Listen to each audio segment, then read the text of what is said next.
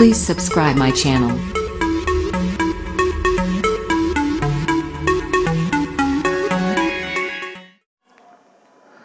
बच्चों good morning. मैं ललित श्रीवास्तव, प्रधानाध्यापक शासकीय उच्चतर माध्यमिक विद्यालय फूल प्रशांत एजुकेशन सेंटर मऊगंज में आपका स्वागत करता हूं। आज भूगोल के कक्षा 12 के भूगोल की दूसरी इकाई अध्याय 3 जनसंख्या संगठन के बारे में आप लोगों को मैं बताऊंगा। जनसंख्या संगठन क्या है, सबसे पहले इसको जानना जरूरी है। और जनसंख्या संगठन जानने से पहले आप कम से कम ये जान लें कि जनसंख्या संगठन की प्रमुख अवधारणाएं क्या हैं। अवधारणा नोट कर लीजिए। जनसंख्या संगठन में हम क्या क्या पढ़ेंगे, इसका अर्थ पढ़ेंगे, लिंग संगठन पढ़ेंगे, आयु संरचना पढ़ेंगे, लिंग आयु पिरामिड पढ़ेंगे, कार्यरत एवं अकार्यरत जनसंख्या पढ़ेंगे, ग्रामीण एवं नगरीय जनसंख्या पढ़ेंगे। बच्चों, इनकी अवधारणा 5 हैं। सबसे पहले इनको पढ़ने से पहले जनसंख्या संगठन है क्या, यह जानना बहुत जरूरी है, जिससे अवधारणा अपने आप समझ में आती चली जाएगी। जनसंख्या संगठन 2 शब्द हैं इसमें, देखिए, जनसंख्या और संगठन। जनसंख्या का समूह, जनसंख्या संगठन, जनसंख्या का ग्रुप जो एक साथ रह सके, एक साथ काम कर सके, इसे ही कहते हैं जनसंख्या संगठन। यानी इसका मुख्य आशय है कि जनसंख्या का वह ग्रुप जो एक साथ रहे, एक साथ काम कर सके, एक समूह में अपनी अवधारणा व्यक्त कर सके, उसी को कहते हैं जनसंख्या संगठन। आज हम आपको पढ़ाएंगे जनसंख्या संगठन की ये अवधारणा लिंग संगठन। लिंग संगठन का मतलब होता है पुरुष और स्त्री का ग्रुप। पुरुष का ग्रुप अलग और स्त्री का ग्रुप अलग।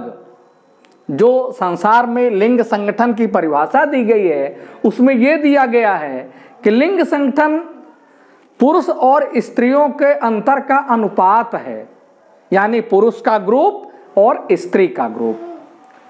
सीधा सा अर्थ हुआ लिंग संगठन का मतलब पुरुषों का ग्रुप और स्त्रियों का ग्रुप, दोनों का अलग अलग समूह जब कर दिया जाए तो लिंग संगठन होता है। संसार में पुरुष स्त्री के अनुपात को ही लिंग संगठन कहते हैं, लेकिन इस लिंग संगठन की परिभाषा बच्चों अलग अलग बताई गई है। पाश्चात्य देशों में लिंग संगठन क्या है? पाश्चात्य देशों की परिभाषा है प्रति 1000 स्त्रियों में पुरुषों की संख्या को लिंग अनुपात कहा जाता है। प्रति 1000 स्त्रियों में पुरुषों की संख्या को लिंग अनुपात कहा जाता है। और इसको हम ज्ञात कैसे करते हैं? पाश्चात्य देशों का लिंग अनुपात,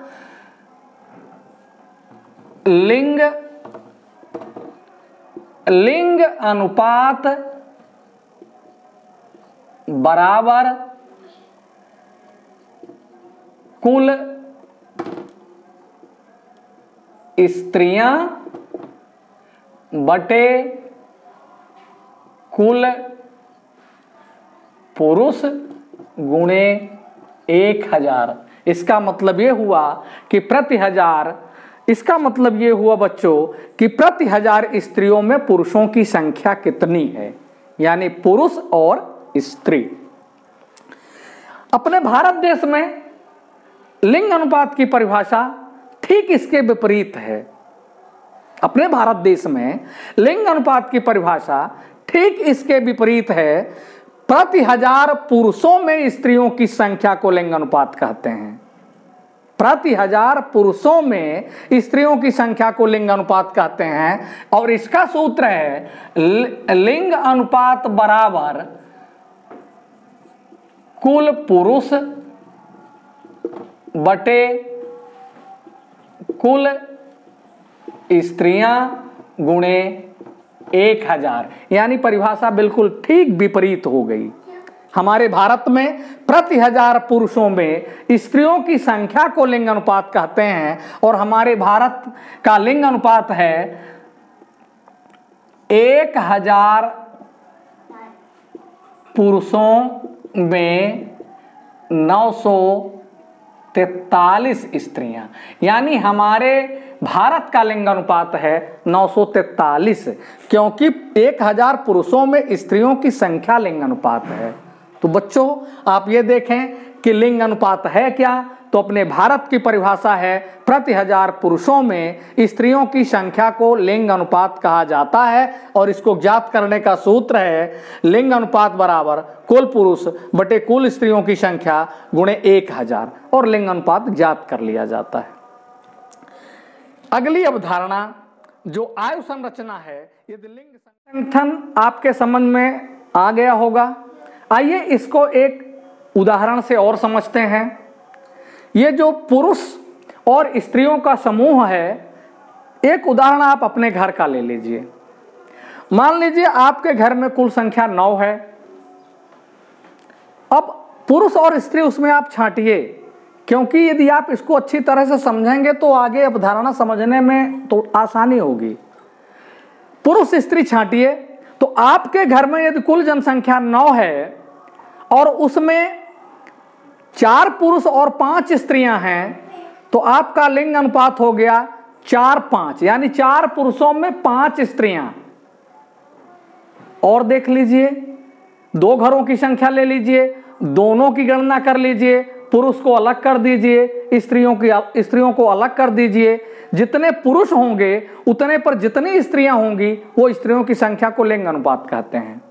जैसे 2 घरों में 20 लोग हैं, 20 लोग में 10 स्त्रियां 10 पुरुष हैं, तो 10-10 हो गया, यानी 10 पुरुषों पर 10 स्त्रियां। इसका मतलब यह हुआ कि लिंग अनुपात बराबर है। जब स्त्रियों की संख्या कम होती है तो लिंग अनुपात कम रहता है, जब स्त्रियों की संख्या ज्यादा होती है तो लिंग अनुपात ज्यादा माना जाता है। इस तरह आपके घर में स्त्री का समूह अलग और पुरुष का संगठन अलग हो गया। पुरुष का संगठन जैसे ही अलग कर देंगे वैसे आपको जो संख्या प्राप्त होगी वो लिंग अनुपात कहा जाएगा, वो लिंग संगठन कहा जाएगा। है एक ग्रुप ही, चाहे वो पुरुष का ग्रुप हो चाहे एक स्त्री का ग्रुप हो। बात समझ में आ गई होगी। दूसरी अवधारणा है आयु संरचना। आयु संरचना का मतलब होता है कि भारत की जनसंख्या या विश्व की जनसंख्या को आयु वर्ग में विभाजित कर दिया जाए, आयु वर्ग का समूह बना दिया जाए, आयु वर्ग का ग्रुप बना दिया जाए। इसमें जैसे बच्चों का ग्रुप, युवाओं का ग्रुप और वृद्धों का ग्रुप, 3 ग्रुप यदि बना दिया जाए, 3 समूह बना दिया जाए, तो यही तीनों समूह आयु संरचना कहलाती है। साधारण शब्दों में यही 3 समूह, बच्चों का समूह, युवाओं का समूह और वृद्धों का समूह आयु संरचना है। इसमें एक उम्र को लिया गया है जिसके 3 समूह बनाए गए हैं, यानी आयु संरचना के 3 भाग हैं। एक भाग है 0 से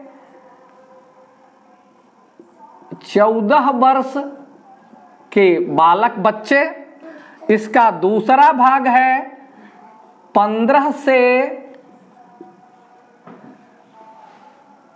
59 वर्ष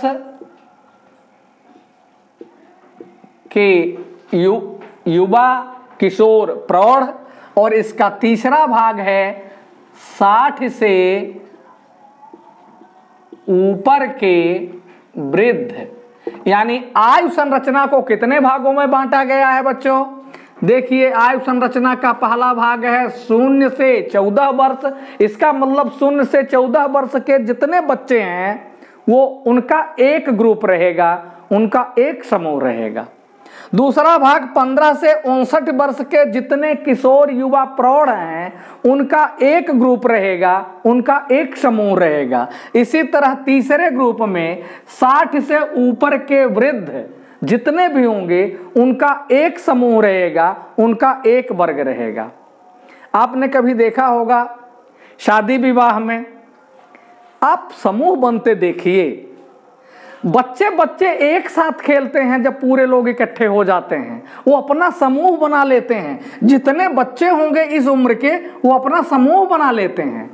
आपने ये भी देखा होगा कि ग्रुप बनाने में ये जो 15 से 59 वर्ष के लोग हैं ये भी अपना एक ग्रुप बना लेते हैं।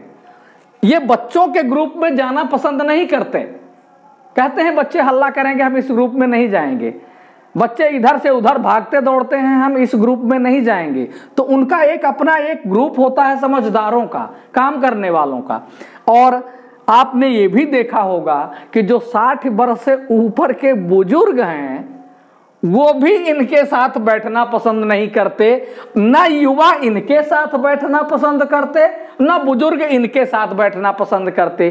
जब वृद्ध लोग एक साथ बैठते हैं तो अपना एक ग्रुप बना लेते हैं, हाल समाचार पूछते हैं और बैठना पसंद करते हैं। यहाँ तक कि यदि शादी फंक्शन में खाना भी होता है तो ऐसा लोग करते हैं कि ये जो 60 साल के ऊपर जितने लोग हैं इनको अलग अलग खाना खिला दिया जाए। इसका मतलब ये हुआ कि ये अपने ही ग्रुप में रहना पसंद करते हैं। ये है संगठन, ये है जनसंख्या ग्रुप। इसका मतलब आयु संरचना क्या है? आयु संरचना है उम्र के अनुसार जनसंख्या का विभाजन।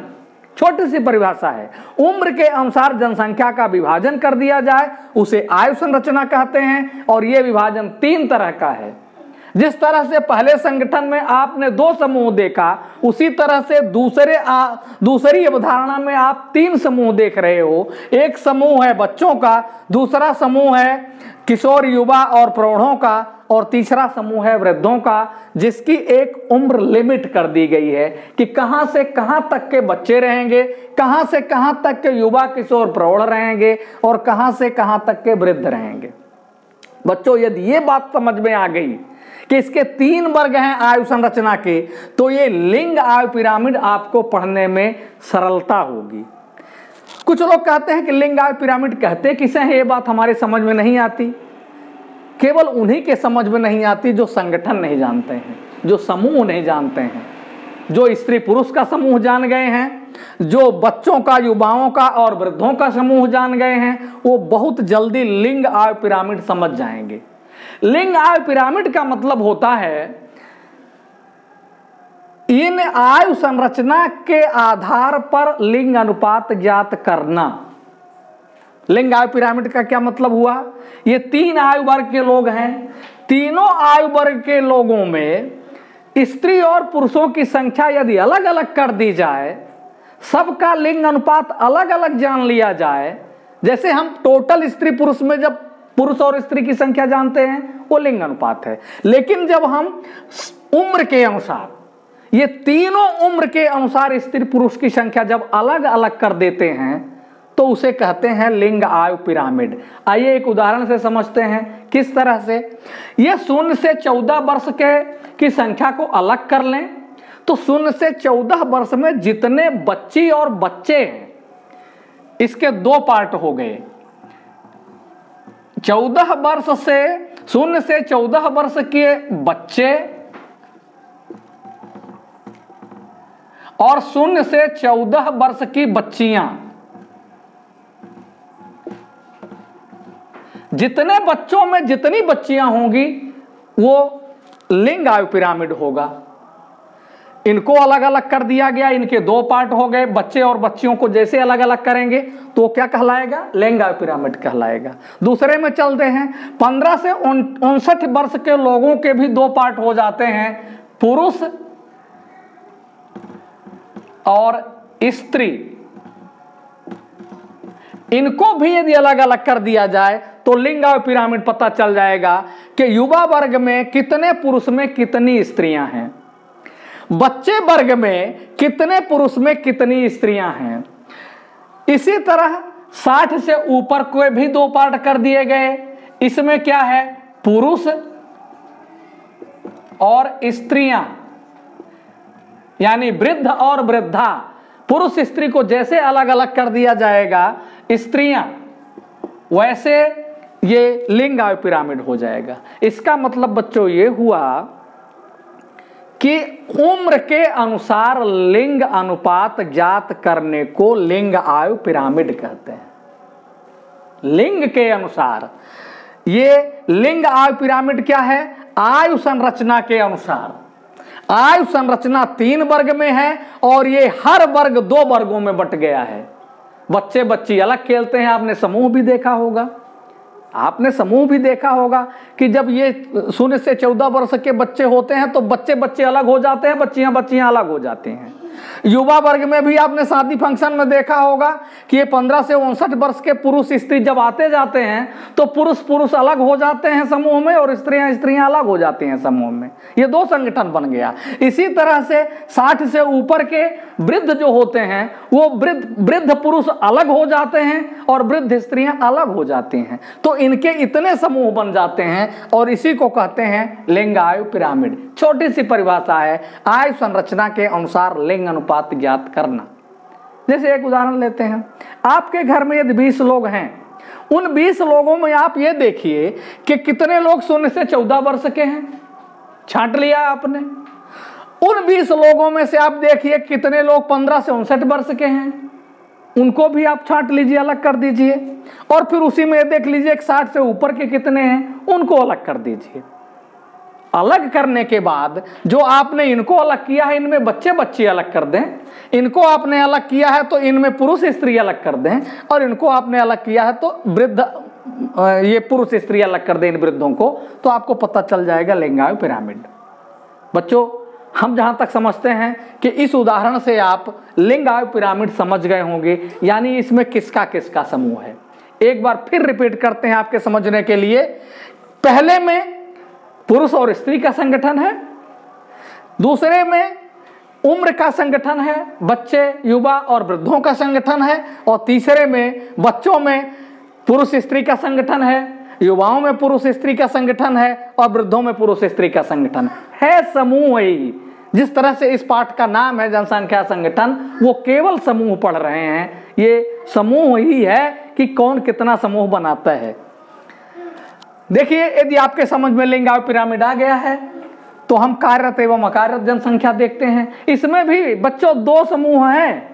कार्यरत माने काम करने वालों का समूह, और अकार्यरत माने जो घर के लोग काम नहीं करते हैं उनका समूह। जनसंख्या का वह भाग जो कार्यरत है, काम करता है, और जनसंख्या का वह भाग जो काम नहीं करता है। आपने देखा होगा जो नौकरी कर रहे हैं, कोई काम कर रहे हैं, वो अपना एक समूह बना लेते हैं। जो काम नहीं करते, घूमते हैं, तो घूमने वालों का एक अपना अलग समूह हो जाता है।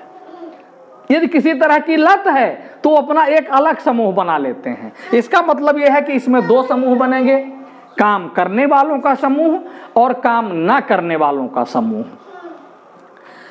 कार्यरत जनसंख्या का वह भाग है जो काम करता है, और इसमें नियमानुसार ये दूसरा वर्ग 15 से 59 वर्ष तक के लोगों को सम्मिलित किया गया है। और अकार्यरत जनसंख्या का वह समूह होता है जिसमें 0 से 14 वर्ष और 60 से ऊपर के वृद्धों को सम्मिलित किया गया है। बच्चों, कभी कभी प्रश्न आता है कार्यरत जनसंख्या और अकार्यरत जनसंख्या में क्या अंतर है, तो आपको लिखना पड़ेगा जनसंख्या का वह भाग जो काम करता है और जनसंख्या का वह भाग जो काम नहीं करता। जनसंख्या का वह भाग जो 15 से 59 वर्ष के बीच है वो कार्यरत जनसंख्या है, और जनसंख्या का वह भाग जो 0 से 14 वर्ष है और 60 से ऊपर के वृद्ध हैं वो अकार्यरत जनसंख्या के अंतर्गत निकलता है, वो अकार्यरत जनसंख्या है। कार्यरत जनसंख्या का प्रतिशत अधिक है और अकार्यरत जनसंख्या का प्रतिशत कम है। इस तरह आप अंतर भी लिख सकते हो, परिभाषा भी लिख सकते हो। तो एक समूह इसका बन गया। बच्चों, आज बस इतना ही। शेष अगले वीडियो में हम ग्रामीण नगरीय जनसंख्या के समूह को बताएंगे और ग्रामीण नगरीय जनसंख्या में अंतर बताएंगे। धन्यवाद।